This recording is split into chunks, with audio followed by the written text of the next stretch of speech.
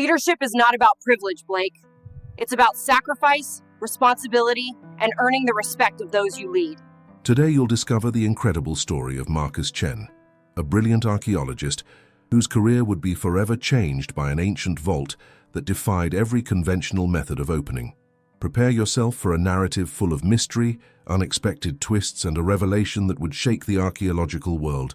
Before we begin this amazing story, don't forget to like the video, subscribe to the channel, and tell us in the comments where you're listening to this story from. The scorching Arizona sun beat down mercilessly on the excavation site near Sedona, where red sandstone cliffs rose like ancient sentinels, guarding secrets buried for millennia. Doctor. Marcus Chen wiped the sweat from his brow as he stood before what would become the most challenging discovery of his 20-year career. The vault, carved directly into the living rock, bore intricate symbols that seemed to dance in the shifting desert light. "This is unlike anything we've encountered before," Marcus muttered to his colleague, Dr. Sarah Williams, as she carefully documented each symbol with her high-resolution camera. The entrance to the vault was sealed by a massive stone disc, perfectly fitted into the rock face with precision that would challenge even modern engineering. The discovery had been accidental. A flash flood 3 weeks earlier had washed away centuries of accumulated sediment, revealing the hidden entrance.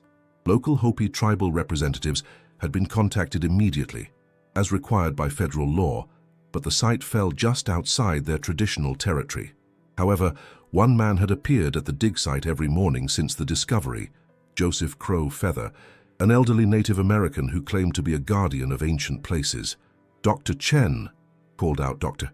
Robert Harrison, the expedition's lead archaeologist, his voice carrying a mixture of excitement and frustration.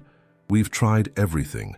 Ground-penetrating radar shows a chamber beyond this seal, but we can't determine how to open it without potentially damaging whatever's inside." The team had indeed exhausted conventional methods. They'd analyzed the symbols using every database available, consulted with linguists specializing in ancient Native American petroglyphs, and even brought in experts on pre-Columbian civilizations. The symbols appeared to be a hybrid of various indigenous writing systems, yet followed no known pattern or logic. Marcus approached the stone disc once more, running his fingers along the carved grooves. The symbols seemed to tell a story: spirals representing journeys, animal figures that could be totems, and geometric patterns that might indicate astronomical alignments. But how they functioned as a locking mechanism remained a complete mystery. "Perhaps we are overthinking this," suggested Dr. Williams, adjusting her wide-brimmed hat against the afternoon glare. Ancient peoples often used simple mechanical principles disguised as complex spiritual symbolism. From his usual position under a nearby juniper tree, Joseph Crow Feather watched the archaeologists with patient eyes that seemed to hold depths of knowledge accumulated over decades. He had remained silent for weeks, observing their methods, their tools, their growing frustration. The tribal council had asked him to monitor the excavation, ensuring that proper respect was shown to whatever lay within the vault. As the day wore on and shadows began to lengthen across the dig site, the team prepared to pack up their equipment. Tomorrow would bring another day of analysis, another attempt to crack the code that had stumped some of the most brilliant minds in archaeology. The vault stood as defiant as ever, its secrets locked away behind stone and symbol, waiting for someone who understood not just the mechanics of ancient engineering, but the deeper wisdom of those who had created it. The following morning brought an unexpected development that would change everything. Dr. Marcus Chen arrived at the site before dawn, as was his habit, carrying a thermos of coffee and his field notebook filled with sketches and theories about the mysterious vault. The desert air was crisp and cool, a stark contrast to the blazing heat that would arrive with the sun. As he approached the excavation area, Marcus was surprised to find Joseph Crow Feather already there, sitting in quiet meditation before the sealed entrance. The elderly man's weathered hands rested on his knees, and his eyes were closed in what appeared to be deep concentration or prayer. "Good morning, Mr. Crow Feather," Marcus said softly, not wanting to disturb what seemed to be a sacred moment. Joseph opened his eyes slowly, a gentle smile crossing his lined face. "Good morning, Dr. Chen. I've been thinking about your problem all night." "Our problem?" Marcus asked, settling down on a nearby rock with his coffee. "The vault speaks, but you're listening with the wrong ears," Joseph replied cryptically. "My grandfather's grandfather told stories of places like this, They weren't meant to keep people out. They were meant to test whether someone was worthy to enter. Dr. Harrison and Dr. Williams arrived shortly after, followed by the rest of the archaeological team. The morning briefing was tense, as pressure from the university and funding organizations was mounting. They had been at the site for 3 weeks, with little progress beyond documentation and failed attempts at deciphering the locking mechanism. "We've received word from the National Science Foundation," Dr. Harrison announced grimly. "If we can't make significant progress within the next 48 hours, they're considering reallocating our funding to other projects." The team exchanged worried glances. This discovery could be career-defining for all of them, but only if they could actually access what lay beyond the stone seal. Marcus felt the weight of responsibility settling on his shoulders like a heavy cloak. "What if we're approaching this entirely wrong?" Dr. Williams suggested during their strategy meeting. "We've been treating this as a puzzle to be solved through academic analysis. But what if it requires a different kind of understanding?" "You mean like asking our observer for help?" Dr. Harrison gestured toward Joseph, who was once again sitting quietly near the vault entrance. "With all due respect to Mr. Crowfeather's cultural knowledge, this requires scientific methodology." Marcus found himself torn between professional protocol and growing intuition that Joseph might hold the key they needed. The elderly man had been watching their efforts with what seemed like knowing patience, as if he understood something they were missing. That afternoon, as the team took a break from their latest unsuccessful attempt involving acoustic analysis of the stone disk, Marcus made a decision that would violate standard archaeological protocol. He approached Joseph directly, ignoring the disapproving looks from some of his colleagues. "Mr. Crowfeather," Marcus began carefully, "you mentioned that your ancestors told stories about places like this. Would you be willing to share what you know?" Joseph studied Marcus for a long moment, as if weighing something important in his mind. "Dr. Chen, your people have good intentions, but you're trying to force open something that will only yield to understanding. This vault wasn't sealed by ancient engineers, it was sealed by ancient wisdom." "What do you mean?" Marcus asked, genuinely curious despite his scientific skepticism. "The symbols don't just represent ideas," Joseph explained, rising slowly to his feet. "They represent a sequence of understanding. Each symbol must be approached with the proper mindset, the proper respect. It's not about mechanical manipulation, it's about spiritual alignment." Dr. Harrison overheard the conversation and approached with obvious irritation. "Mr. Crowfeather, while we appreciate your cultural perspective, we're conducting a scientific excavation here. We can't base our methodology on folklore and superstition." The words hung in the desert air like a challenge, and Marcus could see something shift in Joseph's expression. The elderly man's eyes hardened slightly, and for the first time since arriving at the site, he looked directly at the lead archaeologist with what could only be described as disappointment. "Dr. Harrison," Joseph said quietly, his voice carrying a dignity that made everyone present stop what they were doing to listen. "Your science has brought you to this place, but it cannot take you further. Sometimes the old ways and the new ways must work together." The tension at the excavation site was palpable as Dr. Harrison's dismissive words echoed across the desert landscape. Marcus Chen watched as Joseph Crowfeather's expression transformed from patient wisdom to quiet determination. The elderly guardian had been observing their scientific methods for weeks, and now it seemed he had reached a decision that would challenge everything the archaeological team thought they knew about ancient mysteries. "Dr. Harrison," Joseph said, his voice carrying a new authority that commanded attention, "you speak of science as if it were the only path to truth, but the people who built this vault understood sciences your textbooks have forgotten." Dr. Williams stepped forward, sensing the growing conflict. "Mr. Crowfeather, we don't mean to disrespect your traditions. We're simply following established archaeological protocols." Joseph nodded slowly, then walked deliberately toward the sealed vault entrance. "Protocols," he repeated thoughtfully. "Yes, there are protocols here too. Ancient ones that have been waiting for someone who understands their purpose." Marcus felt his heart rate increase as he watched Joseph approach the stone disk. The elderly man moved with surprising agility, his weathered hands reaching toward the carved symbols that had confounded the team's best efforts for weeks. "Wait!" Dr. Harrison called out sharply. "You cannot touch the artifact without proper documentation and safety procedures. This is a controlled excavation site." Joseph paused, his hand inches from the stone surface, and turned to face the lead archaeologist. "Dr. Harrison, Your controlled excavation has controlled you right out of the solution. Sometimes you must trust in knowledge that wasn't learned in universities. The confrontation was unprecedented in Marcus's experience. Archaeological sites operated under strict hierarchies and protocols, and civilian interference was simply not tolerated. Yet something about Joseph's calm confidence suggested he possessed knowledge that their academic training had never encountered. "I'm going to have to ask you to step away from the vault, Doctor," Harrison said firmly, his voice carrying the authority of someone accustomed to being obeyed. "If you interfere with this excavation, I'll have no choice but to contact the authorities." Joseph smiled then, an expression that held both sadness and ancient humor. "Dr. Harrison, I am the authority here. My people have been guardians of places like this for generations beyond counting. Your permits and protocols mean nothing to the spirits that dwell within." Marcus found himself caught between professional loyalty and growing fascination with what Joseph might reveal.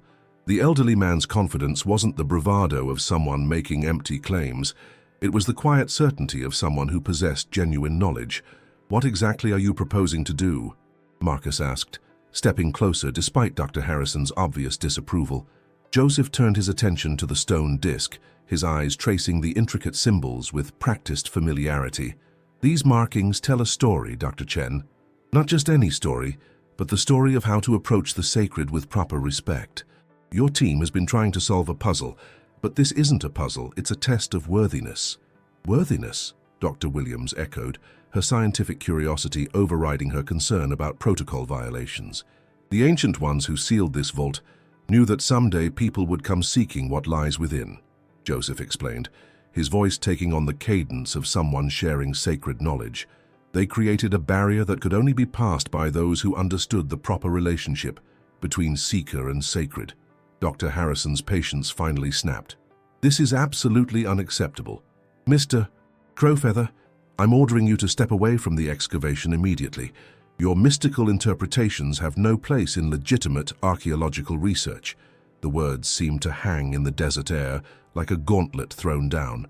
Marcus watched as Joseph's expression shifted once more, this time to something that resembled pity mixed with resolve. The elderly guardian looked at each member of the archaeological team in turn, as if making a final assessment of their character and intentions. "Dr. Harrison," Joseph said quietly, "you have spent so much time learning how to dig up the past that you've forgotten how to listen to it. The vault will open, but not for someone who approaches it as a conqueror approaches a fortress." Without another word, Joseph placed his weathered palm flat against the center of the stone disc. The contact seemed to create a moment of absolute silence, as if the desert itself was holding its breath. Marcus felt a strange tingling sensation, as though the air around the vault had suddenly become charged with invisible energy. "What are you doing, Doctor?" Harrison demanded, moving forward as if to physically remove Joseph from the site. But before anyone could intervene, something extraordinary began to happen. The symbols on the stone disc, which had remained static and mysterious for weeks of intensive study, began to emit a faint, warm glow. The light wasn't harsh or artificial. It pulsed gently, like the rhythm of a sleeping heart awakening. Marcus stared in amazement as the glow spread from symbol to symbol in a pattern that seemed to follow the spiral designs carved into the stone. The archaeological team stood frozen, their scientific training warring with the evidence of their own eyes. "Impossible," Dr. Williams whispered, her camera forgotten in her hands as she watched the ancient symbols come alive with light. Joseph remained perfectly still, his palm pressed against the disc, his eyes closed in deep concentration. "Not impossible, Dr. Williams," he said softly. "Simply forgotten. The ancients understood that some doors open only to the touch of someone who approaches with the right spirit." The glow continued to spread, and Marcus could swear he heard something, a low harmonic vibration that seemed to come from deep within the rock itself. The sound was barely audible, more felt than heard, like the distant rumble of thunder or the deep notes of a massive organ. The harmonic vibration grew stronger, resonating through the sandstone cliffs and causing small pebbles to dance on the ground around the excavation site. Marcus Chen felt the sound in his bones, a deep thrumming that seemed to awaken something primal in his consciousness.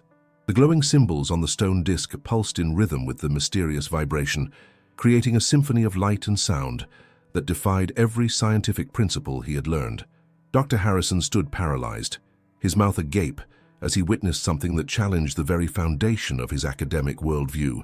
This is impossible," he stammered, his usual authoritative demeanor crumbling in the face of the inexplicable phenomenon unfolding before them. Joseph Crow-Feather remained motionless, his weathered palm still pressed against the center of the disc, his breathing slow and measured. Sweat beaded on his forehead despite the cool morning air, suggesting that whatever he was doing required tremendous concentration and effort. "The symbols are responding to bioelectric fields," Dr. Williams said suddenly, her scientific mind grasping for rational explanations. "Human touch can generate small electrical charges that might activate some kind of ancient mechanism." But even as she spoke, Marcus could see the doubt in her eyes. The glow emanating from the symbols was unlike any electrical phenomenon he had ever witnessed. It seemed organic, alive, pulsing with an intelligence that suggested consciousness rather than mere mechanical activation. The vibration reached a crescendo, and suddenly, with a sound like distant thunder, the massive stone disc began to rotate. The movement was slow and deliberate, each quarter turn accompanied by a deep, resonant tone that echoed across the desert landscape. Marcus watched in amazement as centuries of accumulated dust and debris fell away from the rotating mechanism, revealing the precision engineering that had kept it functional across countless years.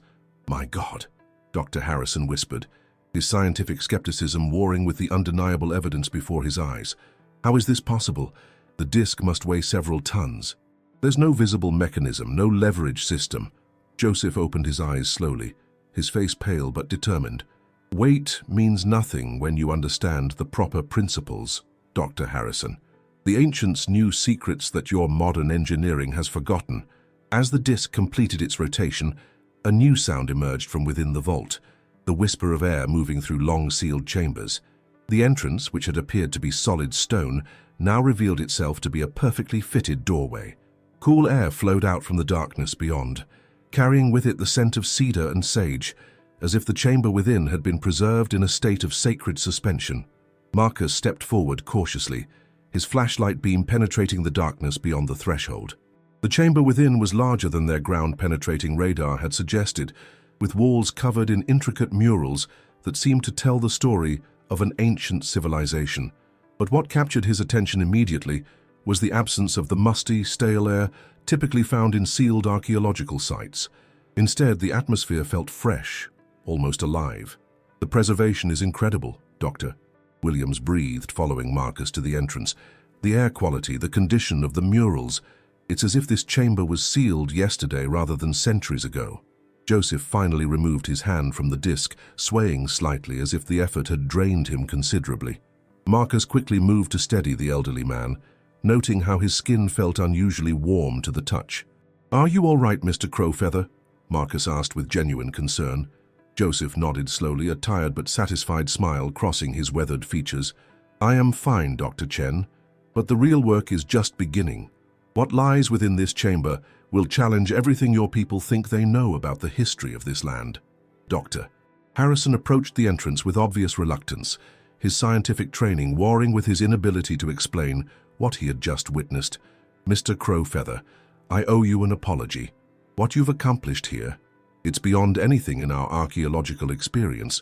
"Apology accepted, Dr. Harrison," Joseph replied graciously, "but understand that this was not my accomplishment alone." The vault opened because it recognized the presence of people who, despite their different approaches, share a genuine desire to understand and preserve the past. Marcus shone his flashlight deeper into the chamber, revealing artifacts and inscriptions that would require months of careful study. But something else caught his attention, a series of symbols near the entrance that seemed to glow with their own internal light, similar to those on the disc, but arranged in a different pattern. "There's more," Marcus said, his voice filled with awe. "These symbols inside, they're active too. It's as if the entire chamber is some kind of interactive archive." Joseph nodded knowingly. "The ancients understood that knowledge should not be passive, Dr. Chen. They created repositories that would respond to those worthy of their secrets, sharing information according to the seeker's level of understanding and respect." As the team prepared to begin their careful documentation of the chamber's contents, Marcus realized that this discovery would revolutionize not just archaeology, but humanity's understanding of ancient civilizations and their sophisticated technologies. The vault had opened not through force or clever analysis, but through the wisdom of someone who understood the spiritual principles that governed its creation. The desert sun climbed higher in the sky, casting long shadows across the excavation site where science and ancient wisdom had finally found common ground. The weeks following the vault's opening transformed archaeological history. Marcus Chen and Joseph Crowfeather worked together in an unprecedented partnership that bridged ancient wisdom with modern science. The chamber's interactive symbols continued revealing sophisticated knowledge to those who approached with proper respect. Dr. Harrison, humbled by Joseph's success where conventional methods had failed, became an advocate for integrating indigenous knowledge with academic research. "We've learned more in weeks than in years of traditional excavation," he told international colleagues. Traditional wisdom isn't folklore, it's a valid pathway to understanding. The vault's contents astounded researchers worldwide. Astronomical charts rivaling modern accuracy, advanced agricultural techniques, and medicinal formulas that promised revolutionary applications. Most remarkably, the chamber seemed to evaluate seekers, revealing information gradually based on their demonstrated wisdom and respect. "The ancients built a living teacher," Marcus observed, watching Joseph activate different symbol combinations with practiced ease. "It doesn't just store knowledge, it judges whether people are ready to receive it responsibly." Joseph smiled with deep satisfaction. "My ancestors understood that true wisdom must be earned through reverence and patience. This vault protects its secrets from those who would misuse them." International attention brought scholars from every continent, but Joseph established protocols honoring both scientific inquiry and cultural sensitivity. Each researcher participated in ceremonies acknowledging the site's sacred nature before accessing its treasures. The collaboration between Marcus and Joseph evolved into profound friendship. Marcus learned patience and reverence, while Joseph gained appreciation for documentation methods that would preserve discoveries for future generations. As months passed, their work sparked global conversations about indigenous knowledge systems. Universities developed programs integrating traditional wisdom with scientific methodology, recognizing that breakthrough discoveries occurred where different ways of knowing intersected. The greatest discovery wasn't artifacts or technologies, Joseph reflected, before returning to his tribal community. It was learning that understanding comes from approaching the past with wisdom, not force. The vault remained active, its symbols glowing for respectful seekers. The desert wind carried sage scents as sunset painted the cliffs golden. Joseph had decoded more than an ancient enigma. He had taught scholars that some doors open only to those who understand, that true discovery requires wisdom, respect, and humility. In the end, the tomb guard's greatest gift wasn't unlocking the vault, but showing that the most profound mysteries yield their secrets not to conquest, but to reverence.